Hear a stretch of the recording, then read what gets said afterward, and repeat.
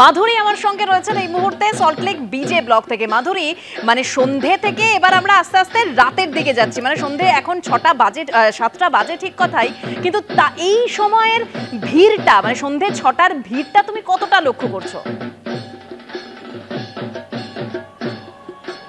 একদমই দেবস্মিতা, বিকেল বেলাতে বৃষ্টির ভ্রুকুটি ছিল, বেশ কিছু জায়গায় হালকা থেকে মাঝারি বৃষ্টিও হয়েছে। সেই কারণে তোমাকে কিছুক্ষণ আগে সেই ছবিও দেখিয়েছিলাম, ছাতা মাথায় নিয়েই মানুষ আসছে। কিন্তু এই মুহূর্তে ওয়েদার খুব ভালো, ঠান্ডা হাওয়া দিচ্ছে, বৃষ্টি পড়ছে না। আর সেই কারণে সল্টলেক বিজে ব্লকে নবমীর সন্ধে একেবারে জমজমাট ছবি দেখতেই পাচ্ছ। প্রচুর মানুষ তাড়াহুড়ো করে তারা ঠাকুর দেখছেন, ফ্রেমবন্দি করছেন সমস্ত মুহূর্তকে। আর অবশ্যই এখানকার পুজো মণ্ডপের কথা তো মানে বলাই বাহুল্য যে এত সুন্দর হয়েছে। 42তম বছরে সল্টলেক বিজে ব্লকে এবারের থিম ফিরে দেখা। সময়ের স্রোতে কালের নিয়মে যা যা কিছু আমরা হারিয়ে ফেলেছি, তা সে রানারি হোক বা সাইকেলের টায়ার নিয়ে বিকেল হলেই ছোটদের ঘুরতে বেরোনো, বা পাড়ায় পাড়ায় ভাল্লুকের খেলা হোক, বায়োস্কোপ বা ঘোড়ায় টানা গাড়ি।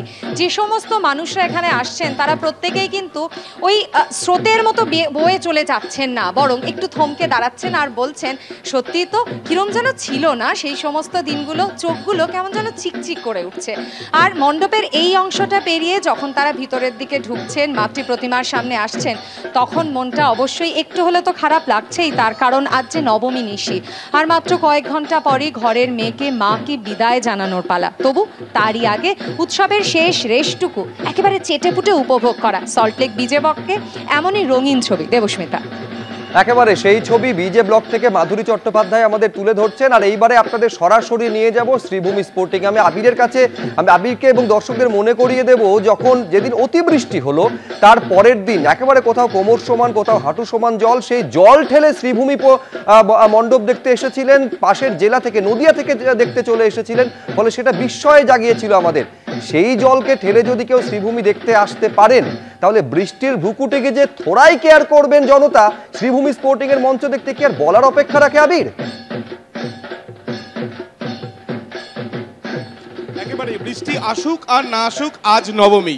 আর প্রত্যেকবার এই পুজোর সময় যখনই বৃষ্টি পড়েছে, কলকাতা শহর গর্জে উঠেছে রাস্তায় রাস্তায়। এবং বিভিন্ন মণ্ডপের মতন যেমন ভিড় থাকে, সব থেকে একটু আলাদা এক্সপেক্টার দেখা যায় শ্রীভূমি স্পোর্টিং ক্লাবে। এবং এখানে আসলে আড্ডার যে মেজাজটা, সেটাও দেখা যাচ্ছে। আমরা ইতিমধ্যে দেখছি যে যেখানে রয়েছি আমরা, সেখানে এই একদিকে মণ্ডপ দেখার জন্য কাতারে কাতারে মানুষের ভিড়, আরেকদিকে মন্ত্রী সুজিত বসু তার মেয়েকে নিয়ে একেবারে ঢাক কাঁসা নিয়ে এখানে কিন্তু আনন্দে মেতেছেন।